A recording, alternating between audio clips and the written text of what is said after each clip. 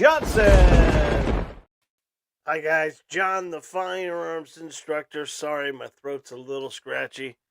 Went out to the gun show over the weekend and come down with something around all those people.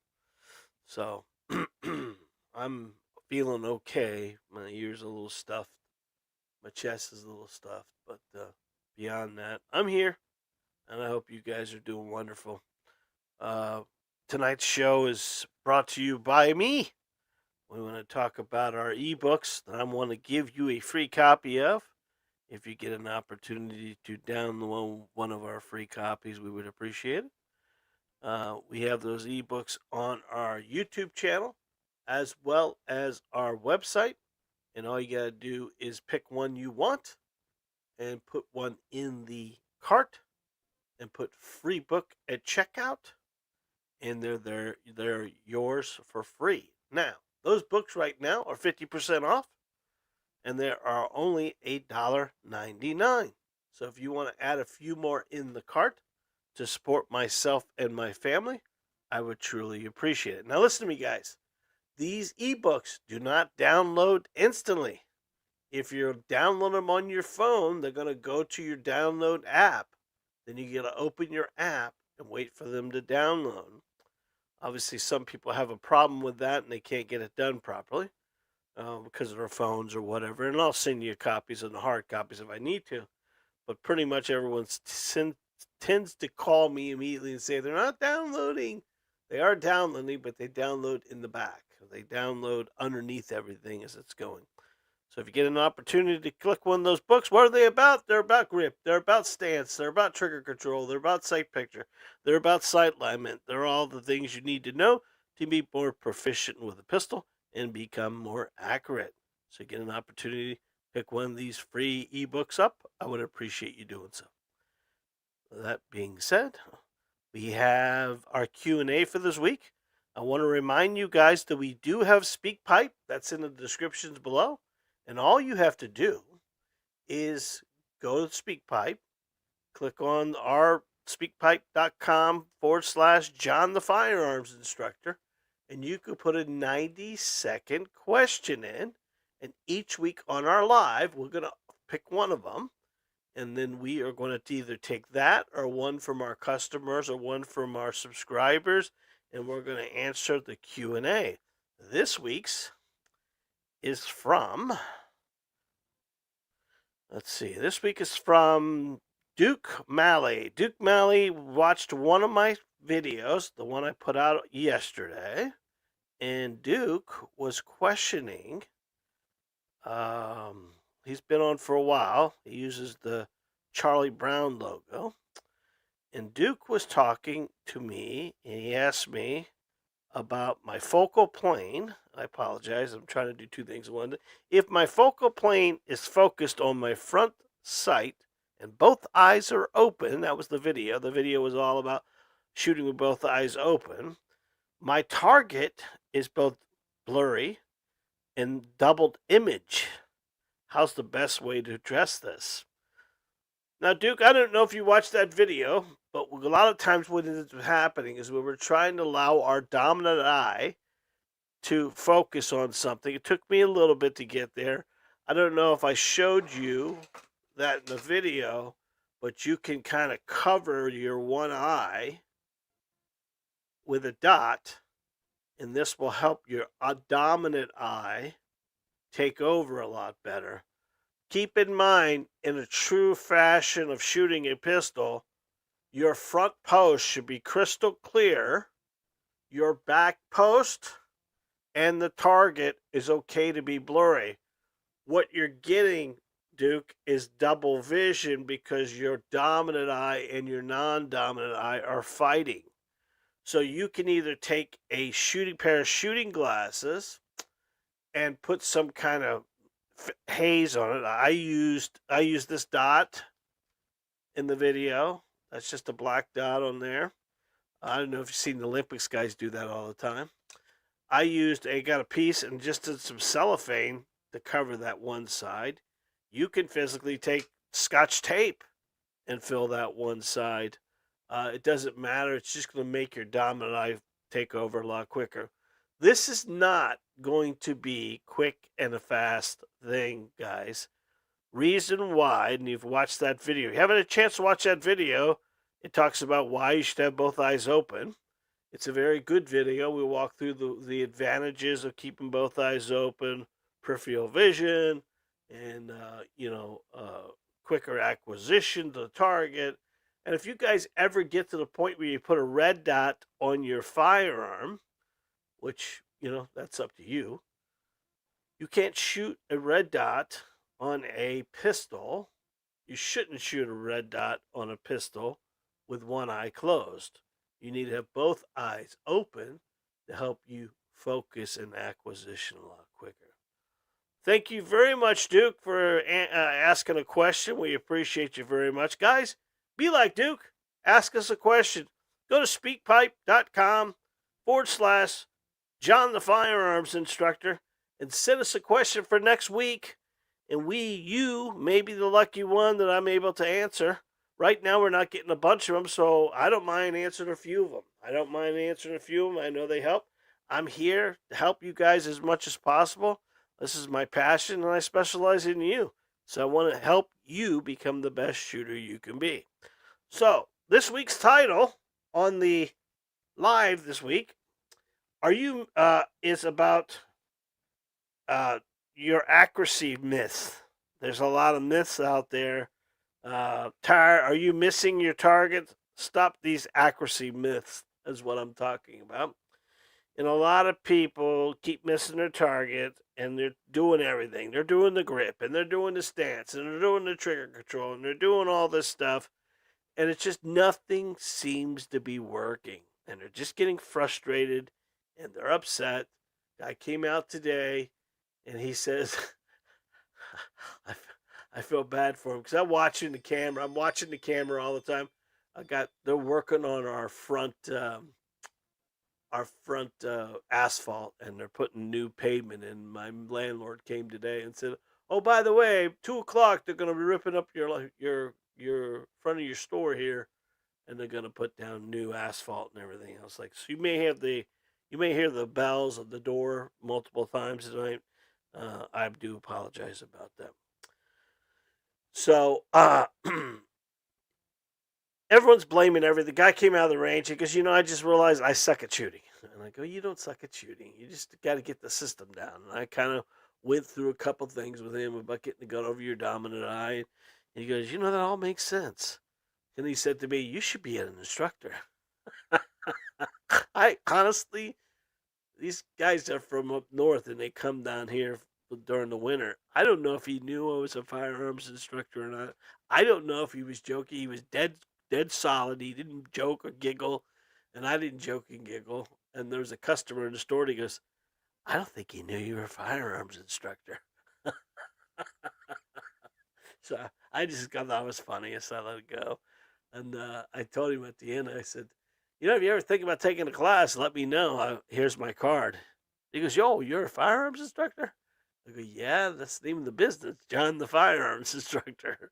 He goes, oh, I didn't know that. My buddy brought me here. So, yeah, okay. So we're going to go through 11 of the biggest accuracy myths that keeps you from getting those tight shot groups. Some of these might surprise you, but I guarantee you, once you stop believing them, your shooting will improve. Let's get into it. Now, I do have my papers here, guys, because I like to have some kind of method of what I'm doing here. Myth number 1. Oh, by the way, if I have done a myth and you have a comment about it, I want you to comment if you can. If you're on this call for the very first time, I want you to comment. If you have something I'm saying and you agree or disagree, I want you to comment. It's okay. We don't have to always agree on everything, guys. But having a communication, having this thing here, gives me the ability to touch my community in multiple different ways, and I appreciate you guys very much. All right, myth number 1. More recoil control equals more accuracy. That seems to be true, right? A lot of people think you need to clamp down hard and grip as hard as you can to control recoil. believing it will make you more accurate. But a death grip on a firearm actually will make your shots worse because you're putting a lot of torque on the weapon. We've talked about this multiple times. If you men will start using your pecs to control the weapon, your chest muscles to control the weapon, you'll have a lot more level piece. In women, it's about your back muscles. We've talked about that before. Driving the firearm out and pulling back with the firearm. That's going to give you more control. Instead of over gripping, I want you to focus on a firm but relaxed hold. Let the support hand do most of the work while the trigger hand stays in control. If the hands are shaking from tension, you are gripping it too hard. How many of you death grip the firearm? Comment below. Myth number 2. Have you ever seen your sights perfect every time? No, excuse me, I'm sorry. You have to see your sights perfect every time. Sorry about that, I read that wrong. This one gets a lot of shooters stuck. They spend way too much time with a perfect sight picture and sight alignment before they pull the trigger. The average firearm would weigh, with ammo, probably somewhere between 8 to 15 ounces if you're a compact weapon. And try to hold that out in front of your hands and steady up the sights before you engage a trigger becomes a real challenge for most people. And then if you have your senior or you're a woman or you're a child, and it just gets more and more challenging to keep the weapon level. You know, one of the things I always tell students all the time is that the weapon itself, all it needs to be is level. The sights are a convenience, they're not a necessity, especially in a point shooting situation. The truth is, you don't need a perfect alignment. Just accept the alignment. If your sights are mostly lined up and your trigger press is clean, that shot will land where you want it. Over focusing on sights, sight alignment is going to slow you down and make your second guess yourself. Have you ever been in the range and watched students prairie dog? You know prairie dogging is? That's when they shoot and they take their head to look over to see where they impacted. And they shoot and impact, shoot and impact. The problem with that, they're starting and restarting and going back, restarting and going back. We need to trust exactly if we engage the trigger properly and slowly press the trigger, we should be okay. We should not worry about bullseyes. Too many people get caught up on a I want to stack the rounds. I want to want a clover leaf. I want to make sure that the tightest groups I can. Well, the problem with that is in real life situations, it may not be that easy. You need to think about yourself as a defensive shooter. And a defensive shooter's target is shoulders to groin. It's the vital triangle. And you don't need to be an expert marksman. You just need to be able to hit the vital triangle as much as possible. Myth number 3, pulling a trigger slow and smooth for accuracy. Now, I teach students all the time about slow trigger press. Slow trigger press. But have you ever heard this one before? Slow and smooth wins the race. But in reality, a slow trigger pull often leads to jerking the gun at the last minute. Now, what ends up happening is people anticipate. If you ever looked at the target and you are shooting low shots are a pull of the trigger. Low and left shots are pulling of the trigger and anticipating the shot at the same time. What we need to do is there's a video on our YouTube channel. It's called Trigger Travel, and it explains the different triggers and how much slack it has in it. We correlate a trigger pull to bobber fishing. What? Yeah, bobber fishing. Think about this. We got the bait, we got the bobber, we got the fish. They take the bobber under. Well, guess what we got at our feet? 25 feet of slack. So we go to jerk that rod to set the hook. What's the chance of me hooking that fish without taking that slack out first? Very unlikely. Or we let the fish swim off with the bobber to tighten up our lines to cut the fish. Those are the ways we need. We need to get the slack out of the trigger one way or the other. There's advantages to understanding how much trigger needs to go back before the weapon will cut. That trigger travel is an education, and each trigger has a little bit more travel than others, and you need to know it, and you need to know your weapon pretty well. Instead of focusing on instead focus on a confident, consistent trigger press. Not necessarily slow, but a controlled is the key. Is the key. Pressing straight back without disturbing the sights or not dragging it out unnecessarily. Today I had a lady in the range, and it was the first time shooting. She did really well, really well. And we had to get over the whole deadly weapon thing and all that stuff like that. They come in with a little bit of a white color to them because they're scared to death of shooting. And once we get down to the fact of how much she started just running the gun perfect, and it was beautiful.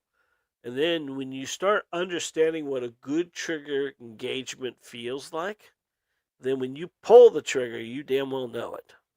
When you engage the trigger and the trigger doesn't feel good or something happens, you understand the problem and you say, oh, I felt that. I felt that. I understood that. And when you understand a good trigger pull versus a crappy trigger pull, man, it makes so much difference. Oh, so much difference. Number 4, myth. Stance matters more than anything. Now, we teach here 2 feet apart and shoulder width apart. It's sort of like an athletic stance if you think about it. And what we're trying to do with that is we're trying to get the ability to be able to move in all different directions. We can move forward, we can move back, we can move right, we can move left. You've been to the range and see somebody stand with 1 foot back and 1 foot forward. That is challenging to stay stable, as well as they're trying to soak up some of the recoil by bracing themselves 1 foot forward, 1 foot back. The challenge of that is that cuts your mobility down to only going towards the bad guy.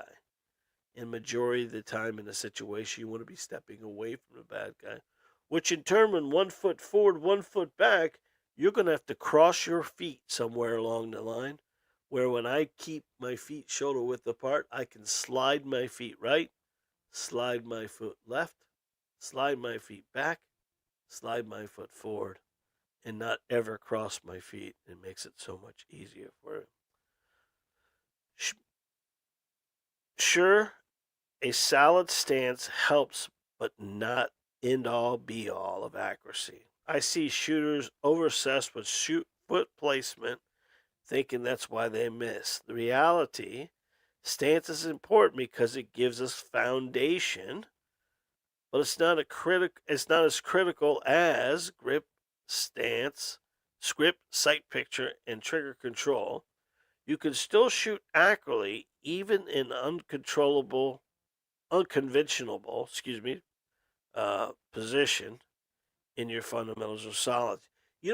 Think about that. If you're shooting from a chair, you're shooting from the floor, you're shooting from your back, or you're shooting underneath the car, there's a lot of things you can do, but you make sure the grip and the stance, the pick control and the trigger control, those are all we could consider primary things we need to really, really concentrate on. But stance is part of that, but it's not the high end of it, if that makes sense. Myth number 5: better gun will fix my accuracy. I think this is funny because a couple weeks ago, a guy brought in a staccato, and he bought it up the street because we don't carry high end pistols here. I just don't. I don't believe in them. That's kind of a funny thing to say, but I don't think anybody needs to start out with a $3,000 pistol. I mean, I get it. You want one, great, wonderful. You could put 3 or 4,000, but it doesn't matter. Listen to me. I could get a Fender guitar. I could get a Gibson. I could get a fancy Gibson guitar. I could pay $5,000 for it. I could take it to my house. It ain't gonna make me play guitar any better because I don't play guitar. So this is the same thing to go with a pistol, right? Although the staccato or all these other ones may have great triggers, but if you don't know how to engage a trigger, you're gonna still shoot shitty with it. So a lot of folks think if I buy a better gun, I'll shoot better. Let's get real here. $2,000 pistol won't fix bad technique. If you're missing, work on your fundamentals first. Your grip, your trigger control, your sight alignment matters way more than the fancy firearm. A better gun helps once you have good technique, then you can appreciate it. Think about that. Think about what I just said about the guitar. If I buy the, I'm going to use TGNY. That's an old school. That was a five and dime when I was a kid. The TGNY guitar or the Fender. At the end of it, if you don't know, you don't know. And so when people go buy these expensive pistols thinking they're going to help you, now most of the expensive pistols have a better trigger on them. That's where a lot of times it happens. They're 1911s or there's that style with a single action. They have red dots on them and all that stuff. But you still got to be able to know what you're doing with it. If you don't know what you're doing with it, it ain't going to matter. It ain't going to matter. So, in my opinion, more expensive is more. That's why we limit our firearms to the top manufacturers that I believe in. I bet you can't guess the first one that I would mention to you each time, and it isn't a Glock. Can you see it on my hat there? It's Smith & Wesson. Smith & Wesson, Ruger, Taurus, Glock, and then probably if someone requested them, Hellcat, and then from there, SIG would be my last choice. And we don't stock SIGs in the store, but that's for another time and another story. But I'll get them whenever they want, if that makes sense. Number 6 is the more practice automatically makes me more accurate. I disagree with that totally, right? I've told you guys many times, how many rounds should you shoot in a practice session? 50. 100 at the most. How many bullets should you put in the magazine at a time? 5. First 5 the most important. The guy that came out today and said he sucked at shooting, you know what he was shooting today? He was shooting his Glock. Glock 19. You know how many rounds he had in the gun at a time? 15. You know why he sucked today? Because he was along for the ride after the 5th round. And he was low to the left, low to the left, low to the left, low to the left. So you know what he did? He Kentucky windage and aimed high and right to hit what he wanted. That's not the way to learn to shoot. You got to figure out what's causing the issues and solve it. So, and he shot 300 rounds a day. So 300 rounds. Let's say he was able to be, okay, let's do it easy. I'm not ready for math. I say he shot 100 rounds and 40 of them were good, right? That's about it. And at that point in time, what's his accuracy rate at that point? It's failing, right? His accuracy rate is failing at that point in time.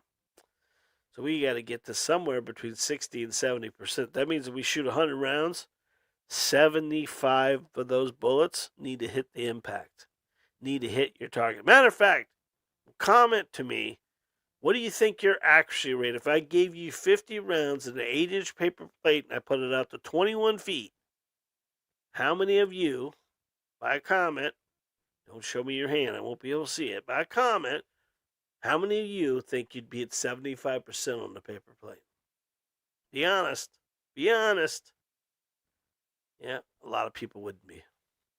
And if they were hitting that paper plate, it'd be low and left or just getting the edge of the paper plate. We need to be in the paper plate as much as possible. And that just takes understanding your fundamentals. More practice you do, if you keep practicing with bad habits, you're going to pick up a bad habit. That's where I get sort of frustrated when people go out and they put 300 rounds down range and they come back out and they buy 200 more rounds. Do you really think you're going to do any better than you did this morning with the 300? And most of them aren't. You go back and look at the targets, you know for sure that they're not. They're there to have fun and blast and all that stuff. But the problem with blasting is we just pick up so many bad habits doing that by pulling the trigger and everything else like that. A deliberate practice means focusing on reps with feedback. That's what the 5 rounds do for us. Think about this. We get a rack. We get a load. We get a sight alignment. We get a sight picture. We get a trigger engagement 5 times. Then we empty the magazine. We bring the target in. We view our target. See what's going on. Oh, look at that. My finger went a little left. I got to watch. I'm putting too much finger in the gun. And then we go push it back out again, and we do it again. And we do it again, and we do it again. And then you got your phone on you, so you take a picture. Whole idea of practicing with a firearm is not supposed to be easy. Don't make it easy on yourself. But you got to start somewhere, right? I see too many people come to the range and push this bitch all the way out to 35. And they wonder why they suck at shooting because they don't have the discipline to shoot at 35. I always tell people, don't start at 35 if you can't do it at 5. We need to get our confidence, then we can push it back out. Once we got that, then we can do. What you need to think about is the further we go out, the bigger the target should be. The closer we come in, the smaller the target should be. And that's how we help keep the gun stable and level and all the other stuff like that. Focusing on a plan or get a plan before you come to the range will make you a better shooter. What am I going to work on today? What am I having problems with? Well, last week I had problems with drifting my finger into the gun. So I want to really concentrate. Maybe you have to go to 1 round at a time. Maybe you have to go to 2 rounds at a time. Well, let's see if I can keep those bullets almost touching each other. Let's see if I can run the trigger a little bit faster, but not get too crazy. Let's see what I can find my sight picture or drive it out or whatever you got to work on. But you got to come to the range with a plan. If you don't have a plan, you're wasting your time. And you're wasting ammo and you're picking up bad habits. All right. You have a plan when you go to the range? Comment below. Comment below. Let me know what your plan is each time. Myth number 7. The more you shoot, the less you flinch. What do you think? What do you think? I said something last week. I made someone mad at me. I said, I didn't realize she was a Democrat, to be honest with you. Because we get them all over from the place. And I said, but she voted for Trump, which is, just kind of a weird thing. But my mom and dad were Democrats. That was different. That was a JFK Democrat. But anyways, I tell everybody all the time, you have a Democrat inside you. And every time you touch the gun, it wants to shake and scream and holler and wants to get the hell out of here, right? Because they don't like firearms. They don't like the noise. They don't like the recoil. And if you really think about it, every time you touch that firearm in the range, you touch it, you pick it up, you rack it, you pull the trigger, it recoils, it bangs, your mind gets that in its brain. So every time you touch the firearm, it's waiting for the big recoil and the big bang. So that kind of puts you in a situation where you can get some anticipation just by trying it. Now, if you don't believe you have that, I can get you to see what I'm talking about. Have one of your buddies or pals, and you go to the range. Take a magazine, take 4 live rounds and 1 dummy round, and then have your buddy mix it up and give it to you to shoot. Now, you're not going to know if the dummy round is first or the dummy round is third, and watch how much flinching you do naturally by your body. You don't even know you're doing it when the gun recoils. And once we show students that, I use a lot of videos for that. I show many people, I'll do the video from the backside of the student, and they don't even know they're dipping the gun when they fire. And you dip the gun when you fire by pulling the trigger, and you pull the trigger and dip the firearm. That's where that low and left comes from. So it becomes so. We need to get what's causing the flinch and work on that as much as possible. A lot of shooters think that if we shoot just enough, they'll naturally stop flinching. But the flinching is a mental and physical response that needs to be fixed with specified training, not just repetition. Basically, what we have to do is we have to get back there and do some dry firing as well as live firing.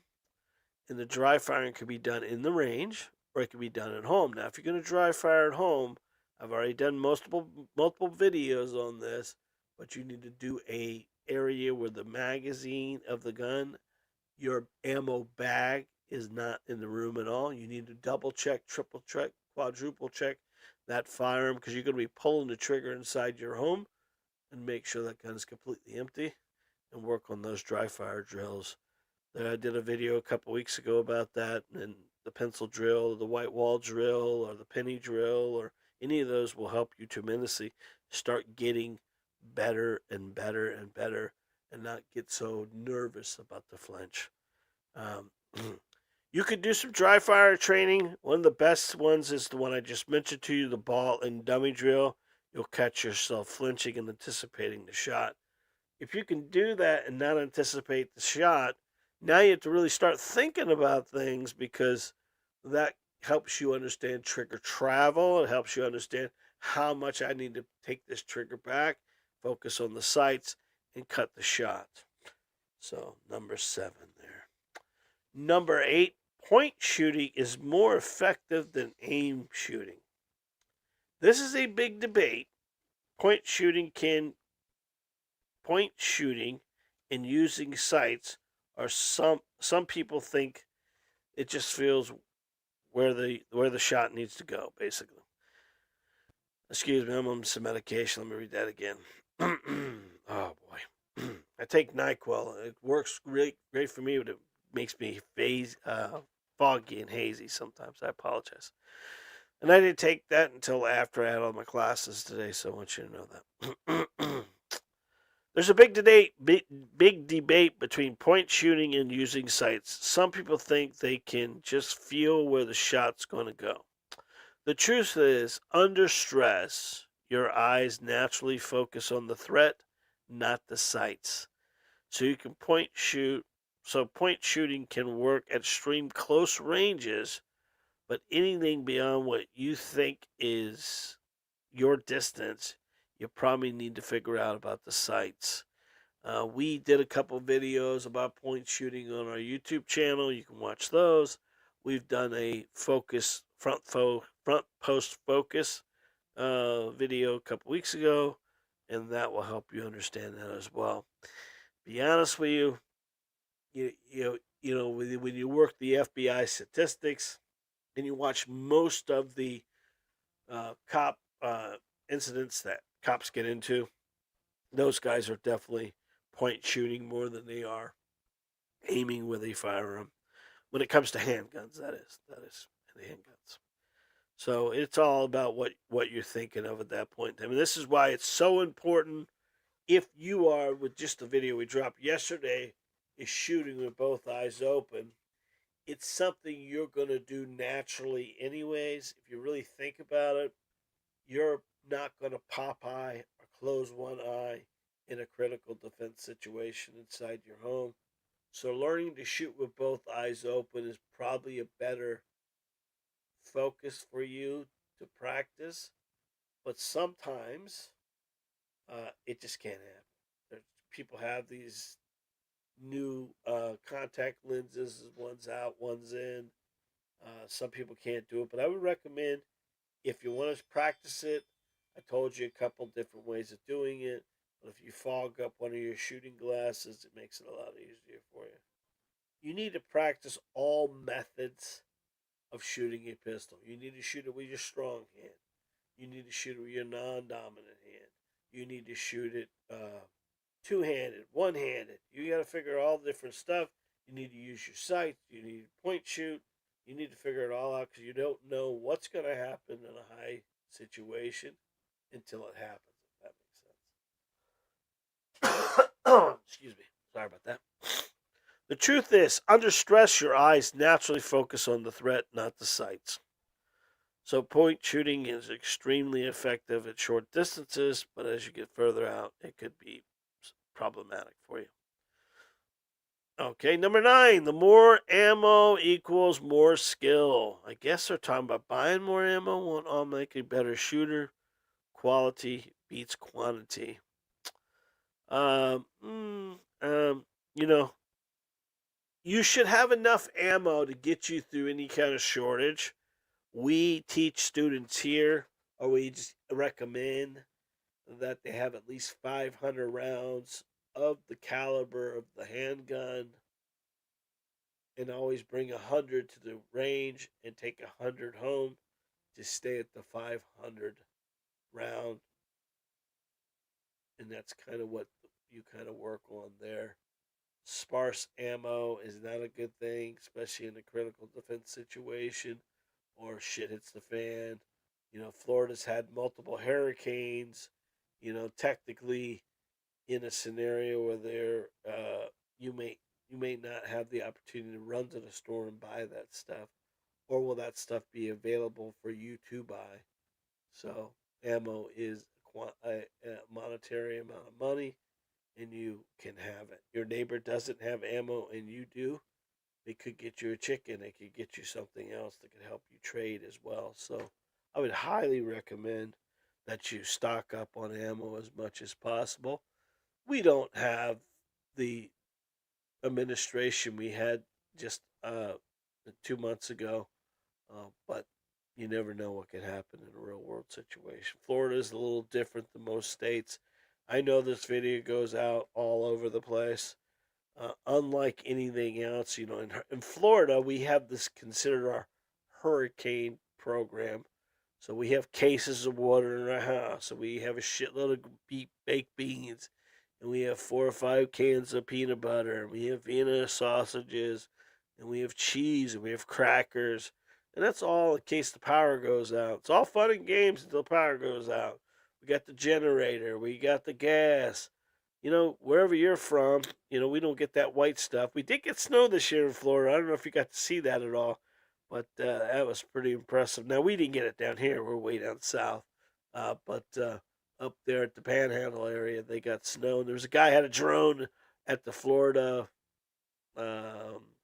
Georgia border there and was running around there. And they had, I guess one of the stats they said that Florida got more snow in a day than Alaska did. One of the Alaska places. So it's kind of a woo, crazy, crazy place there. So kind of cool. So make sure you have an adequate amount of ammo for each weapon you have.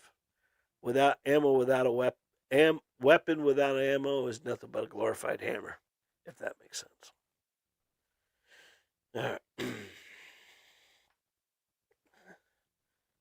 So when you come to the range, let's think about what you need to do. You need to bring enough ammo to do your training with, but coming in and running 500 rounds downrange with no real focus and no structured drills, or tracking your progress. It's just slowing down you, and you're not working on any kind of accuracy. It's just building you to become a worse shooter at the range, if that makes sense.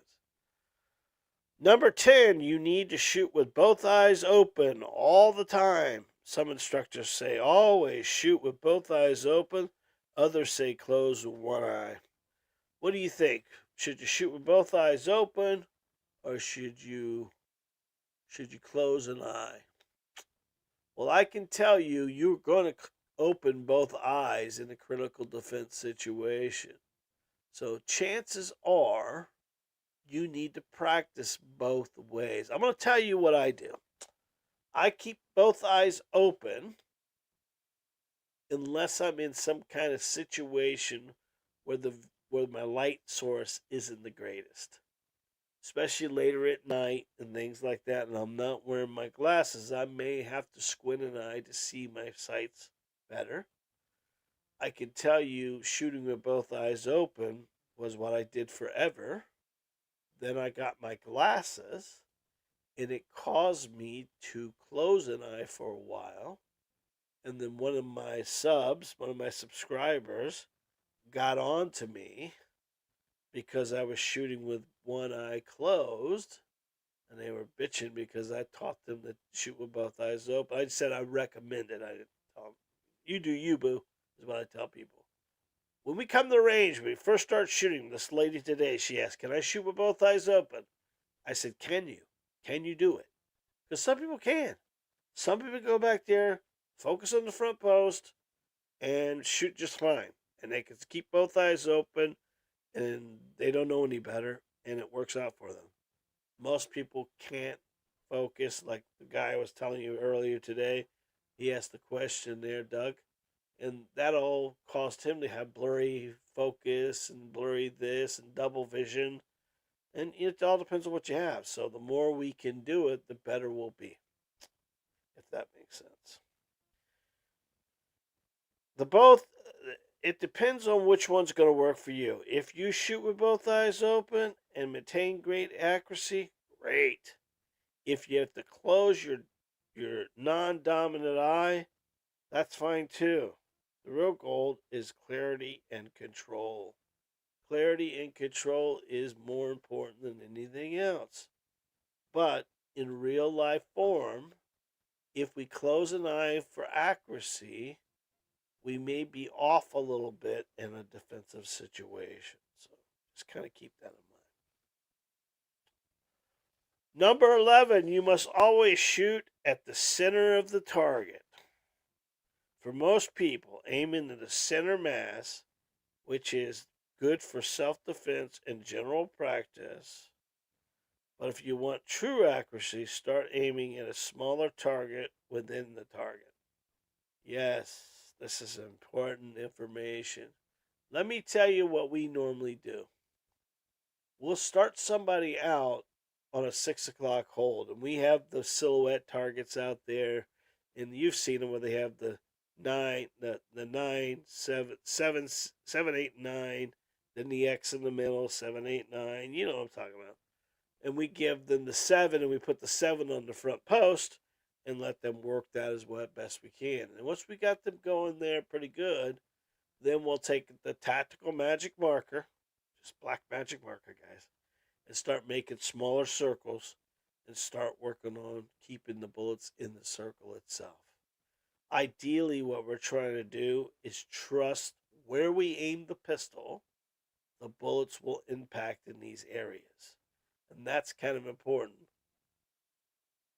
If you really think about it, most people go to the range, and when they put the gun out in front of them and they got it over their dominant eye, majority of students either turn their wrist to aim the weapon or they dip their head to aim the weapon instead of bringing the gun up in your line of sight. So ideally, what we're trying to do is get excuse me, I'm sorry, a consistent point of aim. This is why the 6 o'clock hold is so popular for firearms instructors to teach students, Because if we just aim in the center, we're not hitting the same spot over and over and over again. If we do a 6 o'clock hold, which basically what that means is pointing your front post directly underneath where you're aiming, like I've heard it been called a lollipop hold, where you get your sucker on top and the stick is your front post is the stick, and you can do that as well. But it gives you a consistent point of aim. And once you've got that consistent point of aim, things will start leveling out for you and you'll be able to hit where you aim all the time. And that's really what we're looking for. If you aim in the center of the target and you shoot 2 inches low, then most people think, well, I got to do is raise the sight up 2 inches and I'll impact exactly where I want. The problem with that, or Kentucky windage is what that's called, is sooner or later you're going to engage that trigger and you're not going to pull it hard, and that's where the bullet's going to fly. And maybe that may be past the target into somebody or some people that you did not mean to do. Remember, as firearms students that carry a weapon for their line of defense, you're responsible for that bullet until it hits the ground. What it hits, harms, maims, kills, paralyzes, you're criminally, morally, and civilly responsible for it. Learning to understand how to impact the target the proper way is your responsibility.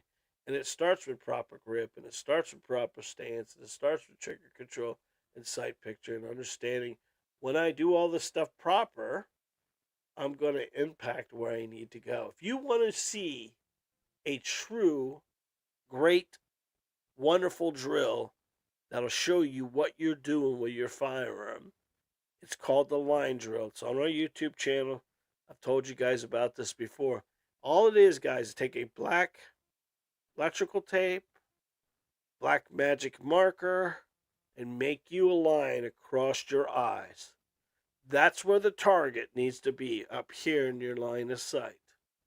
And then what you need to do with your waist, not your hips, you need to spin and keep your bullets on that line or just above that line. If you're hitting that line or just above that line, then you're doing everything right. If you're shooting below that line, you're manipulating the trigger or you're dipping your head when you're shooting. And that's very common for people to dip their head when they shoot, or they jerk the trigger for over manipulation. That's a great drill to start at the range. It's your bucket of balls. That line drill, you can do 2, 3, 4 magazines and make sure that you're staying on that line the best you can. And when you're on that line and you're working that line, you're building that confidence. And with confidence comes accuracy, guys. That's a great way to think about it. So, center mass is what we talk about, but what we really mean is vital triangle. And vital triangle, two of the greatest, three of them, three targets that work the best for you: 8-inch paper plate, 6-inch paper plate, 3x5 index card. Put any of those in your bag and a black magic marker. You got targets forever. Targets forever. And make sure you make the smallest target possible. Because remember, Davy Crockett, I'm not sure who it was, Davy Crockett or Daniel Boone, said, aim small, miss small. And I have a video on that too, guys. And that just helps us tremendously. Just tighten up our groups. Range time is for accuracy. Defensive time is for living. And we need to be able to trust our sights and trust where we impact the bullets, impact the target. Most people aim for center mass, so I've told you that. Try shooting for a specified letter or number on the paper plate. Train to hit the smaller targets will make center mass shots much easier. Yep, that's the truth. So the guys that go out to the range and shoot the furthest distance possible, when they can hit it, short distance is going to make it a lot easier for them. If you're able to impact, I always tell students, let's work at the 3, 5, and 7 yards. Technically, 3, 5, and 7 yards is approximately the furthest you should be shooting at a bad guy, unless you're being engaged. Anything past 21 feet is somewhat challenging for us to hit and be somewhat challenging for them to hit us. There is no bad guy at the range night. Like we have women's night, we have men's night, and we have couples night. There's no bad guy at the range night. So they hardly ever train. So the more training or the little lack of training, the more training you do and the lack of training they do, you mostly win each one of these fights, guys. All right. So, which of these accuracy myths have you believed in? And let me know in the comments below. If you found this helpful at all, guys, don't forget to hit the subscribe button, the like, and the bell icon. And every time we have one of these, you'll be the first to know. If you spend enough time shooting in the range, you'll solve all these myths you see already. Thank you for watching this channel tonight. And I want to remind you one more time about our ebooks. Our ebooks are there for you. I put them there for you. They're on sale for the amazing price of $1.99. But one of those ebooks is FREE, free. All you have to do is pick one of the ebooks, put it in the cart below, which is in the descriptions below. And then from there, when you go to checkout, you put free book at checkout and you get it for free. Want to add a few more in the cart to help us out and support us? We would appreciate that very much. We do have our memberships here each week. The gold membership is $24 a month. A little steep, but you get access to me through video conferencing. You get access with me looking and promoting your accuracy by doing a little bit of one-on-one teaching with you online. Pretty cool if you want to take advantage of that. And we're going to go to the comments now. Here we go. And thanks some people for being here. All right. Thank you again, guys. We appreciate you very much. Johnny Evans, thank you very much. Appreciate you being here. Papa Weasel, how you been, buddy? It's been a long time. And Ralph, how you doing, pal? Good to hear from you. Guys, I'm looking for some advice from you guys. I want to put together an accuracy camp. I want to put together an online accuracy camp. It's got to be 4 weeks long, and we're going to take probably 7 to 10 students for a 4-week accuracy camp. You'll be doing a little bit of live calls. We'll be doing some.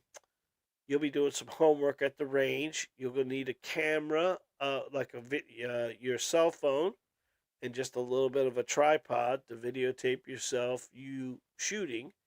And then we're gonna take each one of the 10 people or the 8 people who sign up, and each week we're gonna go through their targets and go through the fundamentals with them and see if we can get each of you guys being more accurate with a pistol. I think it'll be fun. I think it would give an opportunity for people who don't get to go to the range an awful lot. And then if I see something you're doing wrong, we can go back and do a little bit of video work for you and show you by video as well. And then we'll extend that out as we keep going. We'll get about the 3 weeks, then we'll do another one and another one. I think it'd be fun. It gives me an opportunity. It gives me some context for my YouTube channel, as well as my Facebook and Instagram and stuff like that. Well, guys, it is about an hour long, and I appreciate you very much. I'm sorry I'm not in the bubbly spirit I normally am. Like I said, I've been sick for like 3 days, but the show must go on, like they say. The show must go on, and that's part of it. So until next time, I love you very much. Keep me and my family in your prayers, and I'll keep you in my prayers. God bless. Be safe, and you are your first line of defense. Thank you again. Bye bye.